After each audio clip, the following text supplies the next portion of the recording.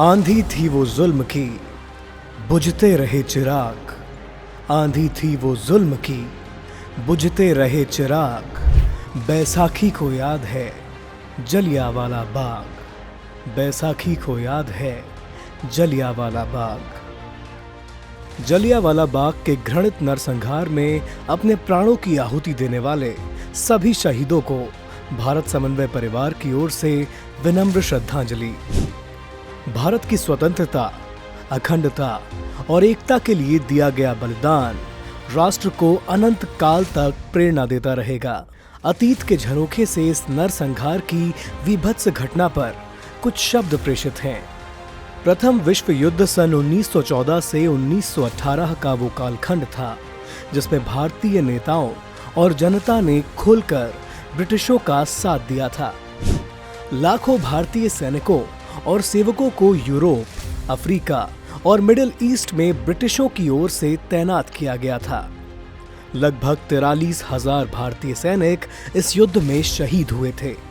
युद्ध समाप्त होने पर भारतीय सेना और जनता ब्रिटिश सरकार से सहयोग और नरमी के रुख की आशा कर रहे थे, किंतु इसके ठीक विपरीत ब्रिटिश सरकार ने भारत प्रतिरक्षा विधान का विस्तार करके भारत में रोलट एक्ट लागू किया, जो आजादी के लिए चल रहे आंदोलन पर रोक लगाने के लिए था।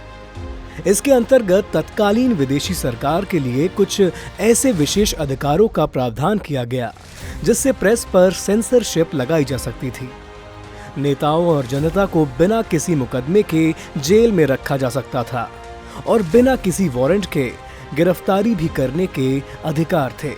इस एक्ट के विरोध में पूरा भारत उठ खड़ा हुआ और पूरे देश में लोगों ने अपनी गिरफ्तारियां दी और विरोध प्रदर्शन किए गए। गांधी जी तब दक्षिण अफ्रीका से भारत आ चुके थे।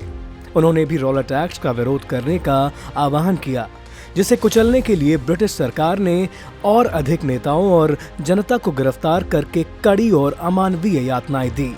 इसी क्रम में 13 अप्रैल 1919 को जलियांवाला बाग में अंग्रेजों की दमनकारी नीति, रोलट एक्ट और सत्यपाल व सैफुद्दीन की गिरफ्तारी और काले पानी की सजा के खिलाफ एक सभा का आयोजन किया गया था। यद्यपि इस दौरान शहर में कर्फ्यू लगा हुआ था, लेकिन इसके बाद भी हजारों लोग सभा में शामिल होने पहुंचे थे। जब ब्रिटिश शासन के वरिष्ठ अधिकारियों ने जलियांवाला बाग पर इतने लोगों की भीड़ देखी तो उनको इस घटना में 1857 जैसी क्रांति की दस्तक सुनाई देने लगी। भारतीयों की आवाज को कुचलने के लिए अंग्रेजों ने उस दिन क्रूरता की सारी हदें पार कर दी। सभा में उपस्थित नेता जब मंच से भाषण दे रहे थे, तब ब्रिगेडियर जनरल रेजिनाल्ड डायर वहां पहुंच गए। जनरल डायर ने अपने 90 ब्रिटिश सैनिकों के साथ बाग को घेर लिया। उन्होंने वहां उपस्थित भीड़ को बिना कोई चेतावनी दिए ही गोलियां चलवाने का ऑर्डर दिया। ब्रिटिश सैनिकों ने महज 10 मिनट में कुल 1650 राउंड गोलियां चलाईं। अंग्रेजों की गोलियों से बचने के लिए लोग वहां स्थित एक कुएं में कूद गए। कुछ ही देर में कुआं भी लाशों से भर गया। अनाधिकृत आंकड़ों के मुताबिक ब्रिटिश सरकार और जनरल डायर के इस नरसंहार में 1000 से ज्यादा लोग शहीद हुए थे और लगभग 2000 से अधिक लोग घायल हुए थे। इस क्रूर और निर्मम हत्याकांड में जनरल रेजिनाल्ड डायर के अतिरिक्त पंजाब के तत्कालीन British lieutenant governor Michael O'Dwyer भी शामिल थे। जलियांवाला बाग में दीवारों पर गोलियों के निशान आज भी देखे जा सकते हैं। देश प्रेम की भावना से ओतप्रोत नम आंखों को तो ऐसा आभास आज भी होता है कि इन घायल मूक दीवारों से खून भी रिसता है।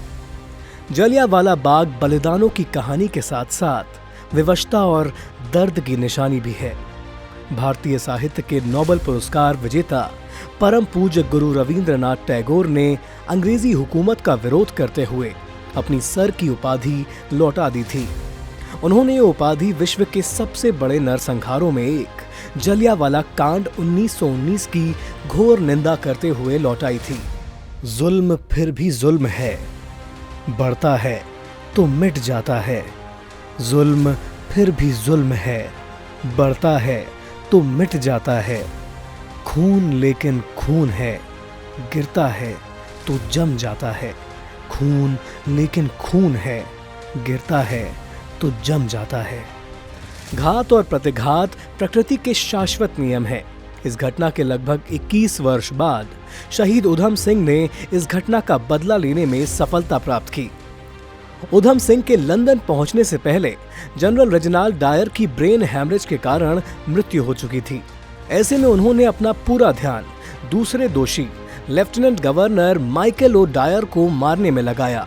13 मार्च 1940 को रॉयल सेंट्रल एशियन सोसाइटी की बैठक के दौरान लंदन के कॉक्सेस हॉल में उधम सिंह ने माइकल डायर को गोली मारकर उसकी हत्या की और अपनी गिरफ्तारी दी।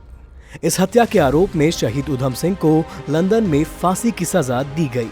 भारत समन्वय परिवार की ओर से अमर शहीदों को शत शत नमन।